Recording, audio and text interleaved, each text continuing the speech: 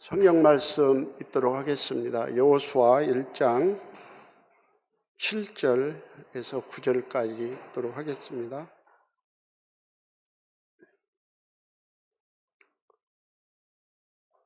제가 읽도록 하겠습니다.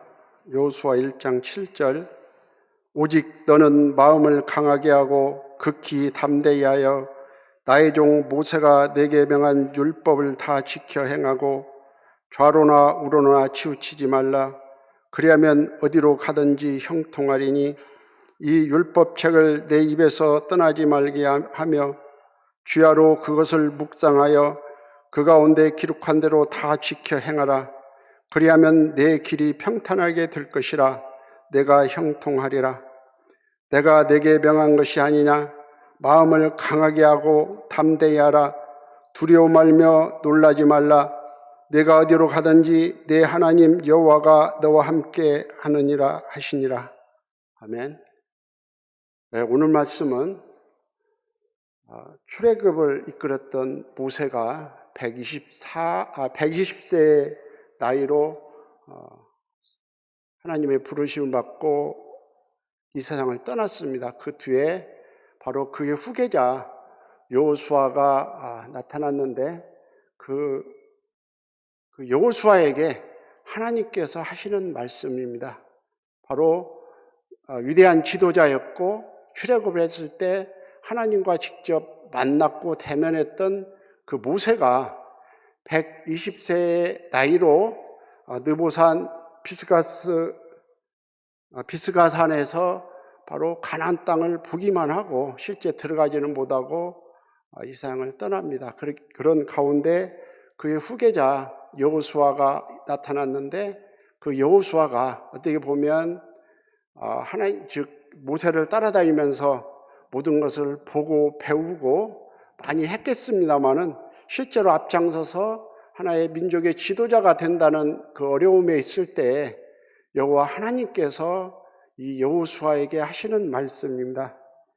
여기 내용이 보면 아마 가나안 땅, 자기들이 출애굽했던 그 이스라엘 민족들이 가나안 땅에 들어가는 그 목전에서 여호수아에게 하나님께서 말씀하시는 이 내용이거든요. 그래서 어떻게 보면 이 가나안 땅은 쉽게 그들에게 있던 약속의 땅이었고 또 젖과 꿀이 흐르는 땅, 그런 것이 많이 있지만 실제로 보면 그들은 아주 거인 민족이 있었고 이런 여러 가지 얘기를 많이 겪었죠. 그런 가운데 있으면서 어떻게 보면 가나안 땅에 있는 그 사람들의 꿈과 희망이 있고 하나님께서 약속의 땅인 그들을 바라보면서 가지만 실제로 마음속에는 아마 두려움이 있었으리라 생각이 듭니다.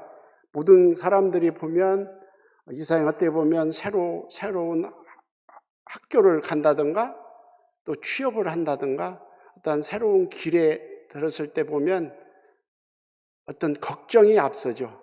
내가 이것을 차려나갈 것인가? 이 가운데 내가 어떻게 할 것인가?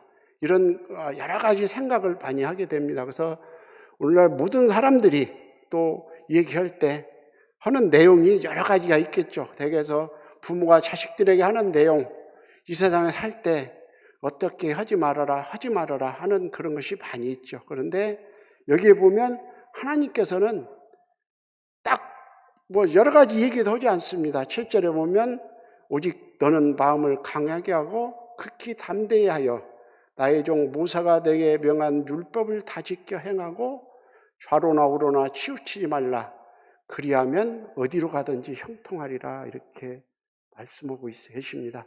즉 하나님께서는 그 형통하는 길이 이 세상의 모든 우리가 목표했던 일반 모든 사람들이 목표한 부귀영화를 쫓는 그것이 아니고 바로 하나님의 합당한 그런 삶을 살아가는 그 길에 형통하게 해주시는 것이 딴 게 아니고 내가 내게 명한 율법을 다 지켜서 행하고 좌로나 치우치지 말라. 그리하면 어디로 가든지 형통한 길을 주리라. 이렇게 말씀하고 계시죠. 그래서 이 형통이라는 것은 어떻게 보면 제 이름에도 그 형자가 형통할 형자입니다. 그래서 이 세상 살면서 모든 것이 형통하리라 생각을 했고 아마 제 부모님께서 제 이름을 지어주실 때도 이 세상 살면서 형통하게 잘 살아라 해서 형통할 형자를 제 가운데 자기가 주었던 것 같습니다.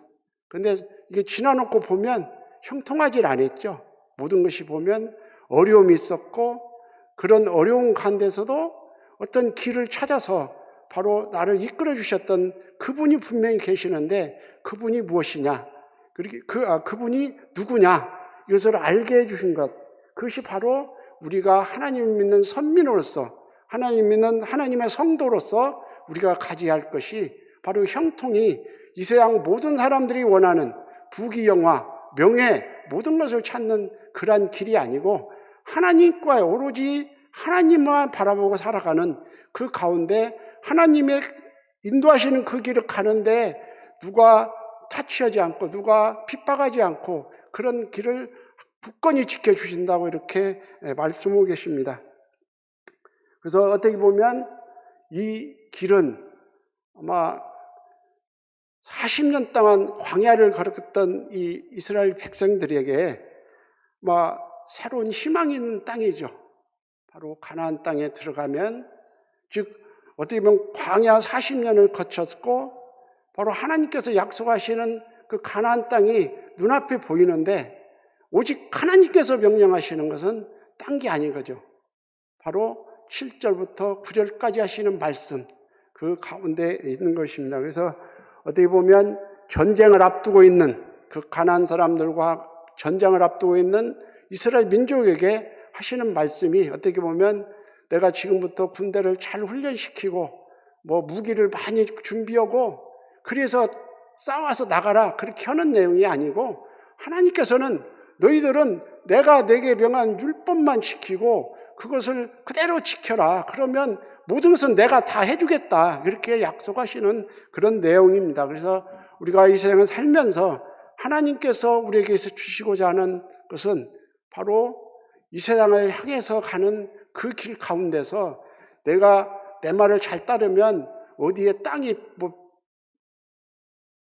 개발되는 좋은 땅이 있고 그런 게 그것을 알려줄 테니까 글로 가라 하는 그런 내용이 아니라는 얘기죠. 그래서 하나님 믿는 성도들은 우리가 하나님께서 우리에게 가르쳐 주시는 것이 어떠한 길로 가는 것이 형통한 것, 어떠한 것이 바로 하나님이 원하시는 그 길로 가는 것인가, 여기에 대해서 오늘 다 같이 말씀을 나눠보고자 합니다.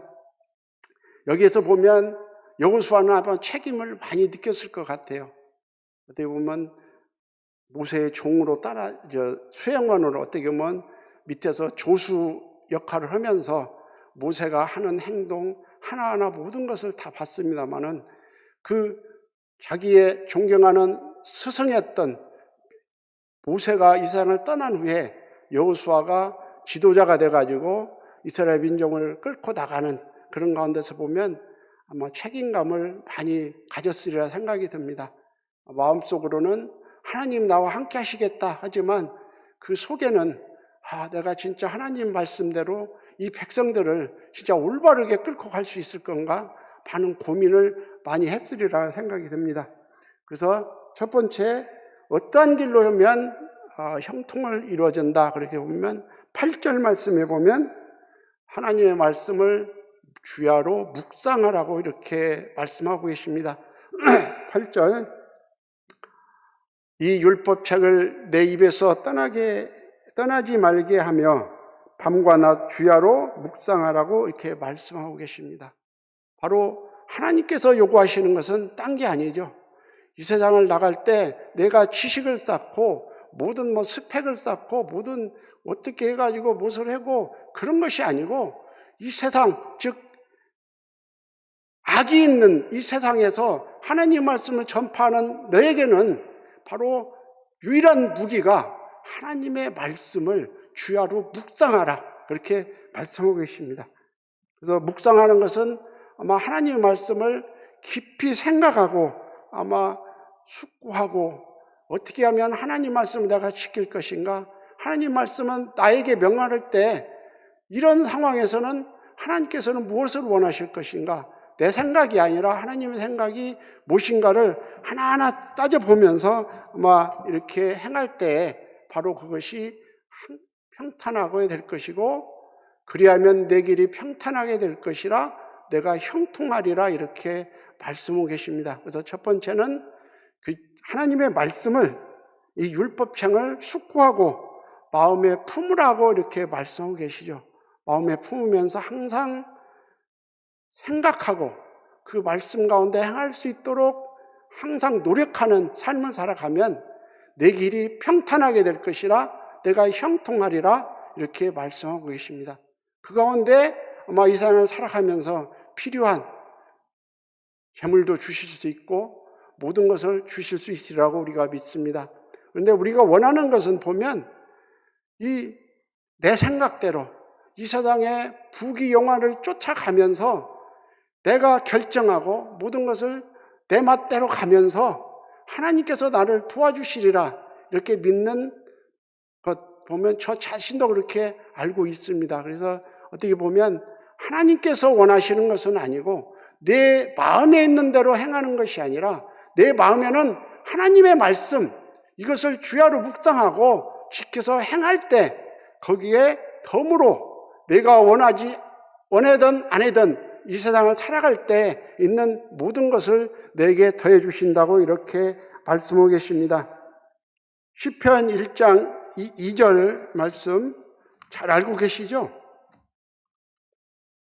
오직 여호와의 율법을 즐거워하며 그 율법을 주야로 묵상하는 자로다 그랬습니다. 여기 보면 1편 1절에 보면 복 있는 사람은 악인의 꾀를 꽂지 않다 그랬습니다. 즉 복 있는 사람은 여호와 율법을 즐거워하며 그 율법을 주야로 묵상하는 자로다 이렇게 말씀하고 계시고 77편 12절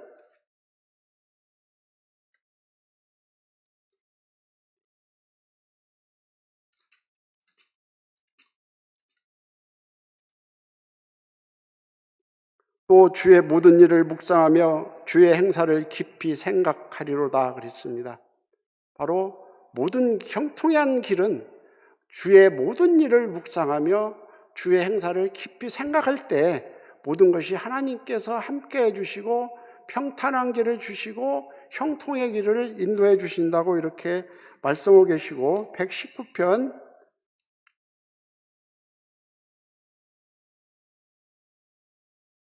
97편입니다. 119편 97절 내가 주의 법을 어찌 그리 사랑하는지요 내가 그것을 종일 묵상하나이다 그랬습니다. 이 하나님의 합한 다윗은 항상 그것을 하나님의 말씀을 주야로 묵상, 즉 종일토록 묵상했다고 이렇게 말씀하고 있는 것입니다. 그래서 하나님께서 하시는 그 모든 것을 봤을 때 바로 믿음의 선민들을 봤을 때 하나님의 말씀을 주야로 묵상하고 그 길로 가도록 열심히 채찍질하고 노력하는 그들에게는 바로 형통의 길을 주셨던 것을 우리가 성경을 통해서 알 수가 있습니다. 그래서 우리가 이 세상을 살아갑니다. 그래서 어떻게 보면 이 세상에 보면 물질 만능주의 모든 것을 이 세상에 그 누는 것 보면 어떻게 보면 그 길도 욕심도 나고 그 길도 가고 싶은 것이 아마 사람의 심정 저 또한 똑같은 것 같습니다. 그런데 그 가운데서도 우리가 먼저 해야 할 것은 바로 주의 말씀을 끊임없이 주야로 묵상하는 즉 그러할 때 우리가 이 세상을 살아가는 형통한 길을 하나님께서 이끌어 주신다고 약속하고 계십니다. 여호수아 본문 1장 7절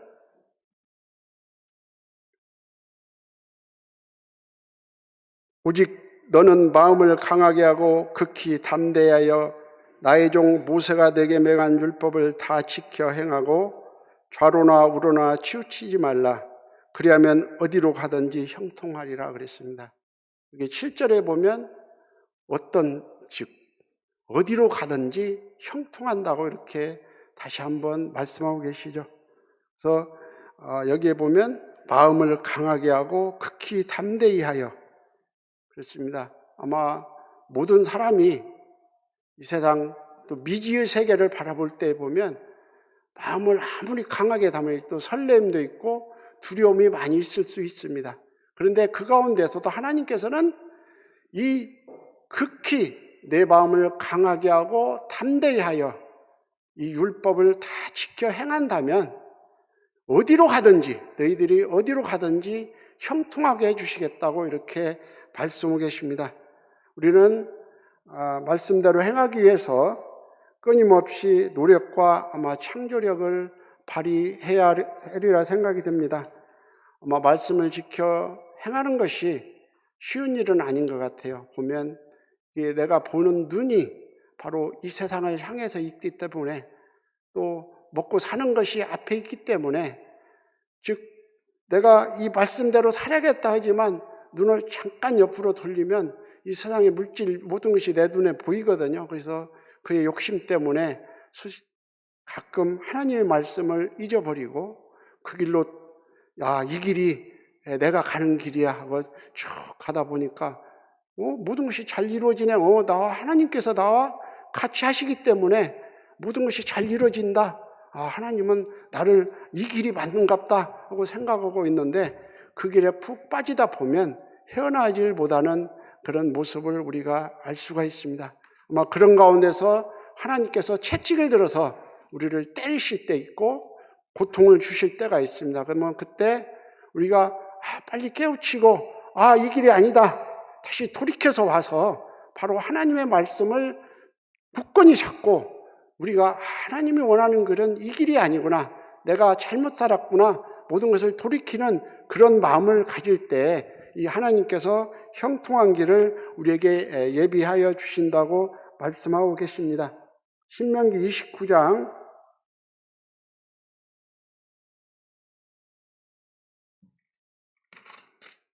29장 9절.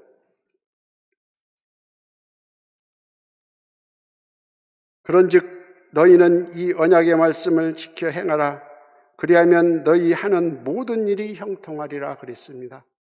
바로 신명기서나 이렇게 보면 바로 하나님의 말씀, 즉 언약의 말씀을 지켜 행하면 너희 하는 것이 모든 일, 즉 하나님께서 주시고자 하는 그 모든 일 외에 먹고 사는 문제까지 다 해결해 주겠다고 이렇게 말씀하고 계시죠. 이것은 바로 오늘날 우리 성도들에게 이렇게 약속하고 계십니다. 이 언약의 말씀을 지켜 행하면, 그리하면 너희 하는 모든 일이 형통하겠다고 이렇게 말씀하고 계십니다. 또한 이사야 48장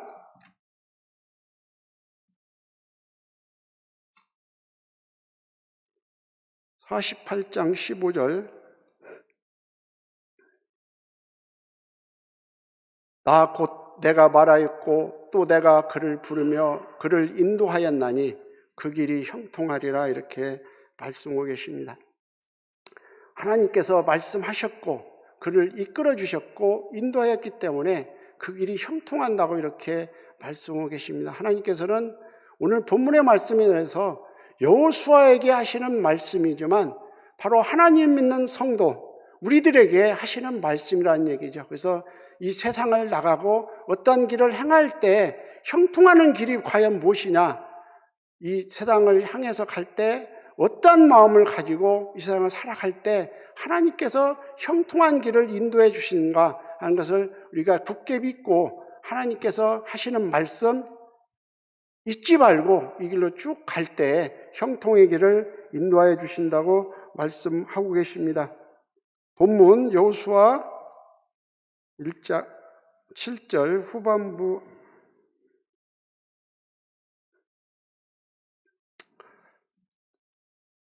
오직 너는 마음을 강하게 하고 극히 담대히 하여 나의 종 모세가 내게 명한 율법을 다 지켜 행하고 좌로나 우로나 치우치지 말라고 이렇게 말씀하고 계십니다. 여기 보면 아마 중심을 잡아라 그랬습니다. 좌로나 우로나 치우친다는 것은 하나님의 길은 오로지 한 길입니다. 진리의 길이죠. 그래서 그 진리의 길은 참길이기 때문에 좌도 있을 수 없고 우도 있을 수가 없다는 얘기죠. 오로지 그 길, 하나님이 명하시는 그 참된 길을 우리가 굳세게 하나님만 믿고 따라갈 때 어디로 가든지 형통한다고 이렇게 말씀하고 계십니다. 그래서 여호수아에게 하시는 말씀이 내가 모든 일을 행할 때 좌로나 우로나 치우치지 말라.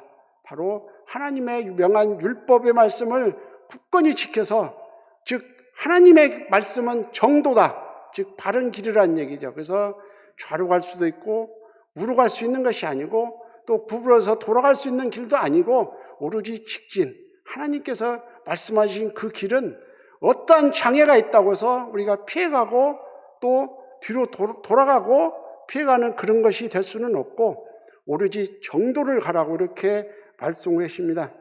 우상으로 가는 그 뒤에 보면 가나안 땅에는 온갖 우상들이 만연했죠. 그래서 이 가나안 땅들에 들어가 가지고 하나님께서 걱정하셨던 내용이 바로 너희들이 하나님의 내가 명하는 이 명령, 하나님의 말씀을 지켜 행하지 않고 좌로나 우로나 치우치지 말라고 했던 가장 중요한 것이 바로 가나안 땅에는 바로 우상의 모든 것이 많이 만연해 있었습니다. 그래서 그들에게 바로 이 신앙을 지키기 위해서는 바른 길로 가거라. 즉, 이 말씀을 내 마음속에 새겨가지고 굳건히 지켜서 마음을 강하게 하고 어떤 어려움이 닥치더라도 하나님만 의지하고 나가고 어떤 길, 누가 옆에서 뭐라고 해도 하나님이 명하는 그 정도를 따라서 행하라고 이렇게 말씀하고 계십니다. 그래서 물질과 향락이 또 유혹이 만연하는 이 세상에서 하나님을 향한 이 바른 생각을 가지고 이 세상을 살아가는 것이 굉장히 어렵습니다. 그래서 바로 이런 가운데 있는 오늘 우리가 하나님의 성도로서 지켜야 할 것, 아까 처음에 말씀드렸던 바로 율법을 마음속에 깊이 새겨서 바로 주야로 묵상하고 또 마음을 강하게 하고 극히 담대히 해가지고 그러한 하나님의, 즉 하나님의 말씀을 지켜서 좌로나 우로나 치우치지 말라. 그래야면 어디로 가든지 형통하다고 이렇게 말씀하시는 것을 깊이 생각하시면서 아마 이 세상을 살아가면서 그럴 때만이 하나님이 원하시는 그 승리의 길을 우리가 쟁취할 수 있으리라 믿습니다. 마지막에 에스겔서 24장을 찾도록 하겠습니다. 에스겔서 24장 6절에서 11절 말씀을 읽도록 하겠습니다. 제가 읽도록 하겠습니다. 그러므로 나 주 여호와가 말하노라. 피 흘린 성읍 녹슨 가마 곧 그 속에 녹을 없이 하지 아니한 가마여 화 있을진저 제비 뽑을 것도 없이 그 덩이를 일일이 꺼낼지어다. 그 피가 그 가운데 있으며 피를 땅에 쏟아서 티끌이 덮이게 하지 않고 말간 반석 위에 두었도다. 내가 그 피를 말간 반석 위에 두고 덮이지 않게 함은 분노를 발하여 보응하려 함이로다. 그러므로 나 주 여호와가 말하노라. 화 있을진저 피를 흘린 성읍이여 내가 또 나무 무더기를 크게 하리라. 나무를 많이 쌓고 불을 피워 그 고기를 삶아 녹이고 국물을 졸이고 그 뼈를 태우고 가마가 빈 후에는 숯불 위에 놓아 뜨겁게 하며 그 가마에 놋을 달궈서 그 속에 더러운 것을 녹게 하여 녹이 소멸하게 하리라. 이 말씀은 에스겔 선지자에게 하시는 말씀입니다. 바로 이 가나안을 입성해서 바로 이스라엘 민족이 구축이 됐죠. 그러한 가운데 있던 그들이 바로 하나님의 말씀에서 떠나고 바로 내 생각 또 이상 우상들을 숭배하고 그랬던 그 마지막 그 유다입니다. 남유다가 멸망하기 직전에 하시는 말씀입니다. 여기에 보면 6절에 보면 녹을 제기여, 즉 녹슨 가마 곧 그 속에 녹을 없이 하지 아니한 가마여 화 있을진저 이렇게 말씀하고 계십니다. 바로 우리는 이 녹을 없애야 한다는 얘기죠. 이 녹이라는 것은 어떻게 보면 쇠가 공기와 만나면 어떻게 보면 산화작용을 해가지고 녹이 빨갛게 들어서는 것이 녹이라고 합니다. 어떻게 보면 부식이라고 할 수도 있고 그렇죠. 그래서 어떻게 보면 아마 우리가 이 세상을 살면서 보면 우리의 마음, 우리의 겉과 속까지 아마 이 녹이 많이 침투해 있는 것을 저 스스로도 알고 있습니다. 왜 그러냐면 이 세상을 살다 보니까 어떻게 보면 이게 녹이 아닌 것 같으면서 이것이 알게 모르게 스며들었다는 얘기죠. 그래서 이스라엘 백성들, 즉 남유다에게 마지막 멸망하기 전에 하시는 말씀이 이 녹을 없이 하지 아니하면 너희들을 심판하겠다고 이렇게 말씀하고 계시거든요. 그래서 아마 이 세상을 살면서 우리가 알게 모르게 이 쇠가 공기에 노출되면 부식이 되듯이 우리도 이 세상을 살면서 우리 몸과 마음 속에 하나하나 이 녹이 스며들어 있습니다. 그래서 이 녹을 없이 하지 아니하면 바로 너희들 심판하겠다고 이렇게 말씀하고 계십니다. 그래서 우리가 아마 이 세상 살면서 보면 내가 성결을 추구하고 하나님 말씀대로 살아가고자 노력을 하지만 이 세상 살면서 알게 모르게 세상적인 녹, 세상적인 욕심, 경건하지 불경건 이런 것이 많이 스며들어 있는 것 같아요. 그래서 보면 디모데후서 2장 16절